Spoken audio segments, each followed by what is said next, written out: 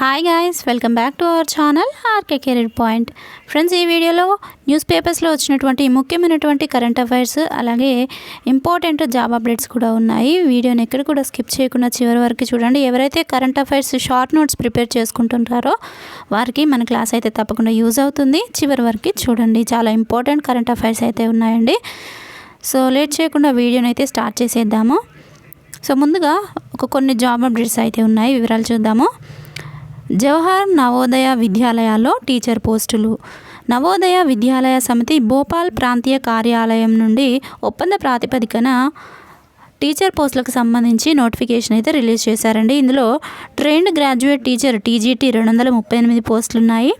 ఇందులో Hindi, English, maths, science, social, అలాగే Oriya, computer science, physical education, music, arts, vocational లైబ్రరీకి సంబంధించినటువంటి పోస్టులు అయితే ఉన్నాయి. నెక్స్ట్ పోస్ట్ గ్రాడ్యుయేట్ టీచర్కి సంబంధించి 217 ఖాళీలు ఉండగా దీంట్లో Hindi, English, maths, physics, chemistry, biology, computer science, information technology, history, geography, economics, కామర్స్కి సంబంధించినటువంటి పోస్టులు అయితే ఉన్నాయి. ఇక దీనికి అర్హత విషయానికి వచ్చినట్లయితే ట్రైన్డ్ గ్రాడ్యుయేట్ టీచర్ టీజీటీకి సంబంధించి సంబంధిత సబ్జెక్టులో డిగ్రీ లేదా బీఈడి, సీటెట్ ఉత్తీర్ణతతో పాటు బోధన అనుభవము ఉండాలి. ఇక నెక్స్ట్ చూసినట్లయితే ఈ పీజీటీ పోస్టులకు సంబంధించి అర్హత పీజీ, బీఈడి ఉత్తీర్ణతతో పాటు ఎక్స్పీరియన్స్ అయితే ఉండాలి. నెక్స్ట్ వేతనము నెలకు పీజీటీలకు 42,250 ఇవ్వడం జరుగుతుంది. టీజీటీలకు అయితే 40,625 రూపాయల నుండి శాలరీ అయితే ఉంటుంది. ఇక ఏజ్ విషయానికి వచ్చినట్లయితే జూలై 1 నాటికి 50 ఏళ్ళు మించకుండా ఉండాలి. ఎంపిక ప్రక్రియ విద్యార్హతలు, అచీవ్మెంట్స్, అవార్డులు, పని అనుభవము, డాక్యుమెంట్ వెరిఫికేషన్, ఇంటర్వ్యూ ఆధారంగా ఎంపిక ఉంటుంది. ఆన్లైన్ దరఖాస్తు చేసుకోవడానికి చివరి తేదీ ఏప్రిల్ 24, ఇంటర్వ్యూ తేదీ మే 16. దీనికి సంబంధించినటువంటి అఫీషియల్ వెబ్సైట్ లింక్ నేను డిస్క్రిప్షన్లో ఇస్తాను, క్లిక్ చేసి అప్లై అయితే చేసుకోవచ్చు. ఇక ఇంటర్లో ఫెయిల్ అయ్యామని 6 స్టూడెంట్లు అయితే సూసైడ్ చేసుకున్నట్లు ఇక్కడ న్యూస్ అయితే మనకి చూడొచ్చు. ఫస్ట్ ఇయర్లో 60% ఉండగా సెకండ్ ఇయర్లో 64% పాస్ పర్సంటేజ్ అయితే ఉన్నట్లుగా మనకి ఇక్కడ ఇచ్చారు. ములుగులో టాప్, కామారెడ్డి లాస్ట్ అంటూ మనకి ఇక్కడ న్యూస్ ఆర్టికల్లో చూడవచ్చు. నెక్స్ట్ చూసినట్లయితే మే 24 నుంచి ఇంటర్ సప్లిమెంటరీ ఎగ్జామ్స్ అయితే ఉండనున్నాయండి. ఇక నెక్స్ట్ కరెంట్ అఫైర్స్ చూద్దాము. 3వసారి అంతరిక్షంలోకి సునీత విలియమ్స్. భారత సంతతికి చెందిన అమెరికా వ్యోమగామి సునీత విలియమ్స్ 3వసారి అంతరిక్షయానం చేయనున్నారు. ఈసారి ఆమెతో పాటు బర్చ్ విల్మోర్ కూడా వెళ్ళనున్నారు. వారు వారం పాటు అంతర్జాతీయ అంతరిక్ష కేంద్రంలో ఉంటారు. వారిద్దరూ బోయింగ్ సంస్థకు చెందినటువంటి స్టార్లైనర్ వ్యోమ నౌకలో మే 6న నింగిలోకి పయనం కానున్నారు. అమెరికా అంతరిక్ష సంస్థ నాసా వాణిజ్య కార్యక్రమంలో భాగంగా ఆ వ్యోమ నౌకలో నిర్వహిస్తున్నటువంటి మొదటి మానవ సహిత యాత్ర ఇది. దీనిలో భాగంగా స్టార్లైనర్ సామర్థ్యాలను పరిశీలించనున్నారు. ఇది విజయవంతమైతే ఐఎస్ఎస్కి వ్యోమగాములను పంపే మిషన్ల కోసము ఆ వ్యోమ నౌకను సర్టిఫై చేసే ప్రక్రియను నాసా ప్రారంభిస్తుంది. కల్పన చావ్లా తర్వాత అంతరిక్షంలోకి వెళ్ళినటువంటి భారత సంతతికి చెందిన 2వ మహిళగా సునీత విలియమ్స్ గుర్తింపు పొందారు. సునీత తొలి పర్యటన 2006 డిసెంబర్ నుంచి 2007 జూన్ వరకు అయితే సాగింది. ఇక నెక్స్ట్ చూద్దాము. రోదసీలోకి 3 చైనా వ్యోమగాములు నేడు పయనము.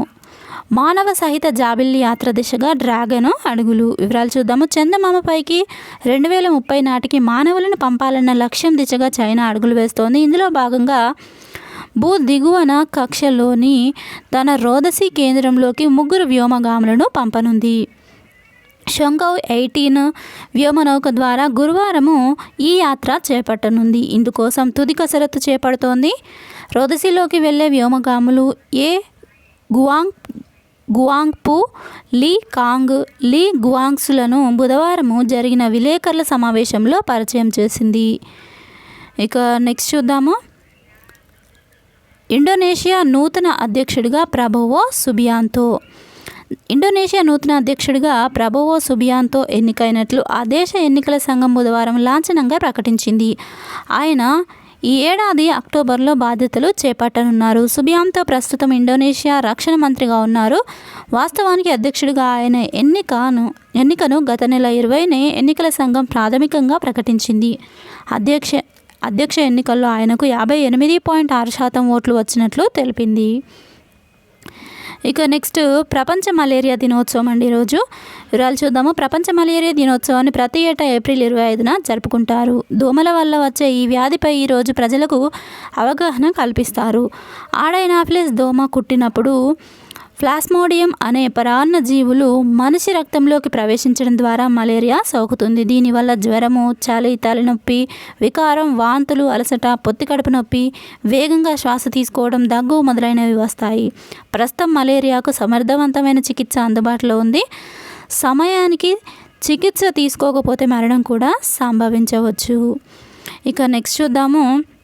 లీ కూపర్ నుంచి పర్యావరణ రహిత జీన్స్. ప్రముఖ డెనిమ్ బ్రాండ్ లీ కూపర్ పర్యావరణ రహిత జీన్స్ కలెక్షన్ను తీసుకొచ్చింది. రీసైకిల్ చేసిన సిగరెట్ పీకల్లోని పదార్థంతో ఈ జీన్స్ను తయారు చేశామని, ప్రపంచంలో ఇది తొలిసారని కంపెనీ తెలిపింది. ప్రపంచ దరిద్ర దినోత్సవాన్ని పురస్కరించుకొని ఈ కంపెనీ ఈ కలెక్షన్ను విడుదల చేసింది. భారత్లో కంటెంట్ సృష్టికర్తలకు ఈ కలెక్షన్ను లీ కూపర్ అంకితం ఇచ్చింది. కంటెంట్ సృష్టికర్తలు కేవలము ఇన్ఫ్లుయెన్సర్లు కాదని ఎకో ఇన్ఫ్లుయెన్సర్లని అభివర్ణించింది.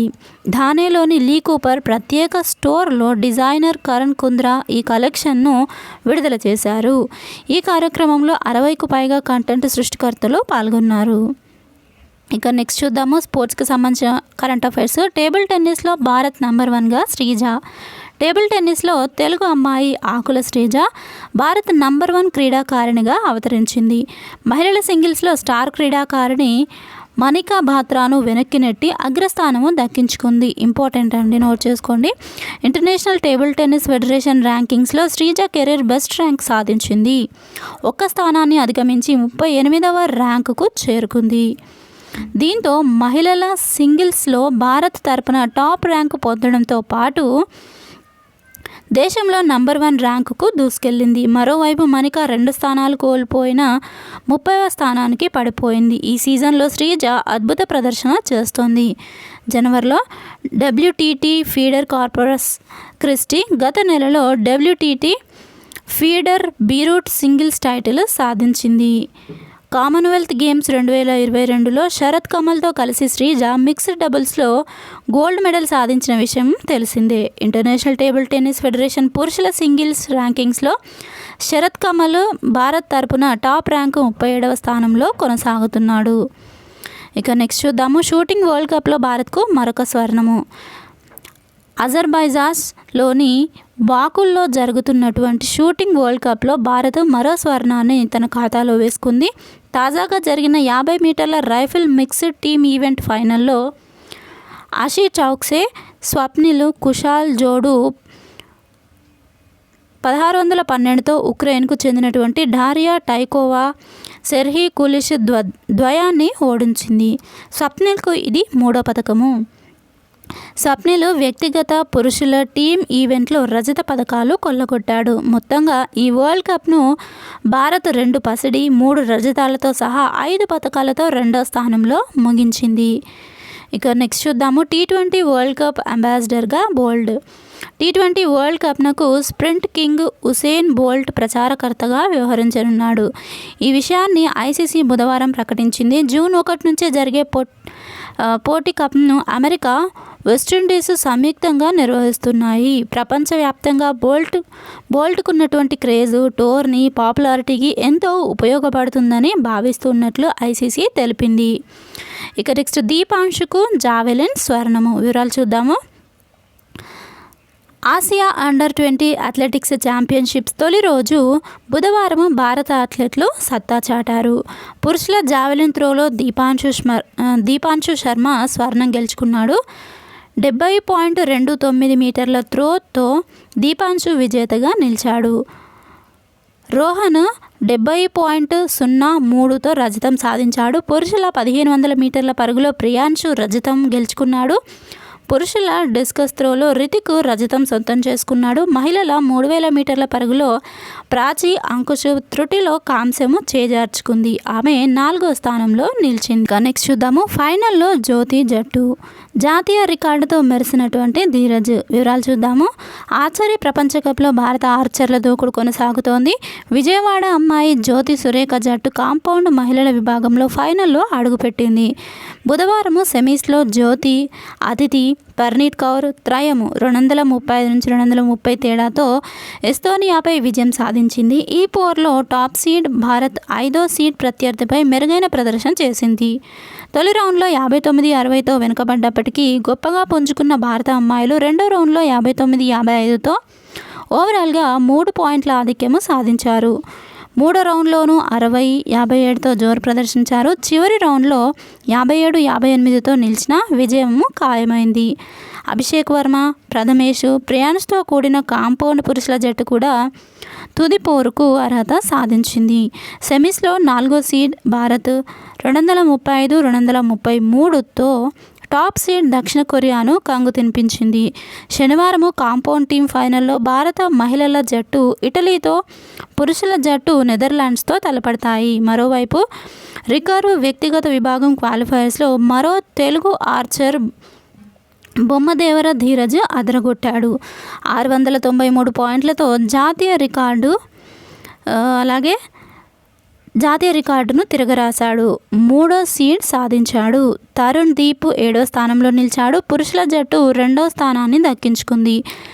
రికర్వ్ మహిళల క్వాలిఫైయర్స్లో అంకిత, భజన్ కౌర్, దీపికా కుమారి వరుసగా 15, 29, 30 స్థానంలో నిలిచారు. జట్టు 6వ స్థానాన్ని కైవసం చేసుకుంది. సో ఫ్రెండ్స్, చూసారు కదా, ఇది ఈరోజుకి సంబంధించినటువంటి న్యూస్ పేపర్స్లో వచ్చినటువంటి ముఖ్యమైన కరెంట్ అఫైర్స్ అప్డేట్స్. అండ్ అలాగే డైలీ ఇలాగే కరెంట్ అఫైర్స్ అయితే వస్తూ ఉంటాయి, తప్పకుండా ఫాలో అవ్వండి. అలాగే ఈ వీక్కి సంబంధించినటువంటి ముఖ్యమైన కరెంట్ అఫైర్స్ క్లాస్ ఆల్రెడీ చేసి మీకు అప్లోడ్ చేశాను. ఎవరైనా చూడని వాళ్ళనట్లయితే డిస్క్రిప్షన్లో లింక్ ఉంటుంది, చూడవచ్చు. అలాగే దీనికి సంబంధించిన ఫ్రీ పీడిఎఫ్ ఎవరైనా కావాలనుకున్నట్లయితే టెలిగ్రామ్ గ్రూప్లో జాయిన్ అవ్వండి. టెలిగ్రామ్ గ్రూప్లో మీకు డైలీ ఇలాంటి పీడిఎఫ్స్ అయితే ఫ్రీగా ప్రొవైడ్ చేస్తాను, డౌన్లోడ్ చేసుకోవచ్చు. అలాగే ఈనాడుకు సంబంధించినటువంటి ప్రతిభ న్యూస్ పేపర్లో మనకి వెన్ డయాగ్రామ్స్కి సంబంధించి ఎవరైతే గవర్నమెంట్ జాబ్స్కి ప్రిపేర్ అవుతూ రీజనింగ్కి సంబంధించి కొన్ని ట్రిక్స్ అండ్ టిక్స్ కావాలనుకున్న వాళ్ళు ఈ యొక్క ఆర్టికల్ని మీరైతే చూడవచ్చు. ఇక్కడ మంచి కొన్ని టిప్స్ అయితే ఉన్నాయి. అండ్ అలాగే సాల్వ్ చేసినటువంటి ప్రాబ్లమ్స్ కూడా ఇవ్వడం జరిగింది. ఇది ఎస్ఎస్సి సిహెచ్ఎల్ కోర్స్కి సంబంధించినటువంటి ఆర్టికల్ అండి. సో ఫ్రెండ్స్, చూసారు కదా, ఈ క్లాస్ మీకు నచ్చినట్లయితే తప్పకుండా వీడియోని లైక్ చేసి మీ ఫ్రెండ్స్తో షేర్ చేయండి. Thank you friends, thanks for watching this video. Have a nice day. Bye.